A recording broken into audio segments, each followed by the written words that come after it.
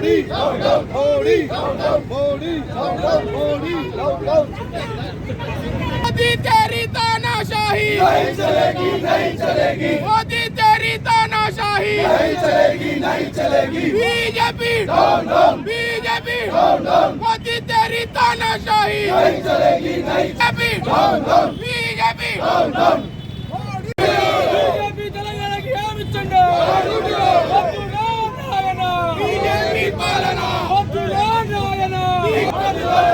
పూచడి శ్రీహరిరావు గారి ఆదేశాల మేరకు ఈరోజు కేంద్ర ప్రభుత్వం ప్రవేశపెట్టిన బడ్జెట్కి వ్యతిరేకంగా నిర్మల్ జిల్లాలో ఆర్డీఓ గారికి ఒక రిప్రజెంటేషన్ ఇవ్వడం జరిగింది. ఈ వచ్చిన కేంద్ర ప్రభుత్వం ప్రవేశపెట్టిన బడ్జెట్లో తెలంగాణ రాష్ట్రానికి జరిగిన అన్యాయం గురించి ఇవాళ ప్రతి ఒక్కరూ గలం విప్పి మాట్లాడాల్సిన అవసరం ఉన్నది.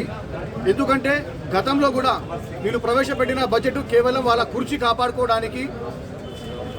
కాపాడుకోవడానికని ఈ తెలంగాణ సమాజానికి అర్థమైంది.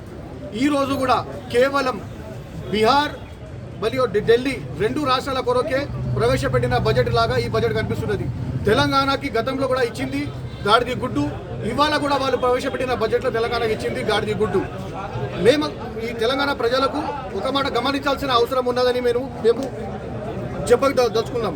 ఈ రాష్ట్రం నుంచి 8 ఎంపీలు, ఒక కేంద్ర మంత్రి, ఒక కేంద్ర సహాయ మంత్రి ఉండి కూడా ఈ తెలంగాణ రాష్ట్రానికి ఒక రూపాయి కూడా రాలేకపోయినా వీళ్ళు వెంటనే రాజీనామా చేయాలని మేము ఇవాళ తెలంగాణ సమాజం పట్ల, కాంగ్రెస్ పార్టీ పట్ల వాళ్ళకి డిమాండ్ చేస్తున్నాం.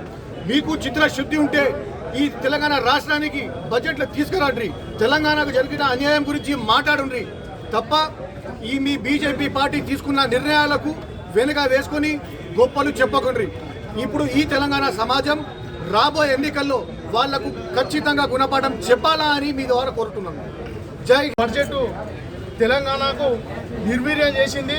మరి వాళ్ళు బీజేపీ వాళ్ళు ఎన్నికల మేనిఫెస్టోలో బయ్యారంలో ఉక్కు ఫ్యాక్టరీ పెడతామని చెప్పేసి, వరంగల్లో కాజీపేటలో కోచ్ ఫ్యాక్టరీ పెడతామని చెప్పేసి ఇట్లా వాగ్దానాలు చేస్తూ కనీసం ఏ ఒక్క దాన్ని నెరవేర్చకుండా ఇవాళ గిరిజన విశ్వవిద్యాలయం ఇస్తున్నారు. గిరిజన విశ్వవిద్యాలయం నామరూపాలు లేకుండా పోయింది. జవహర్ నవోదయ విద్యాలయాలు ఇస్తున్నారు, దానికి కూడా నామరూపాలు లేకుండా పోయింది. కనీసం ఈ 8 మందిని గెలిపించుకొని కూడా దద్దమ్మలు బీజేపీ ఎంపీలు అని చెప్పేసి సందర్భంగా తెలియజేస్తున్నారు.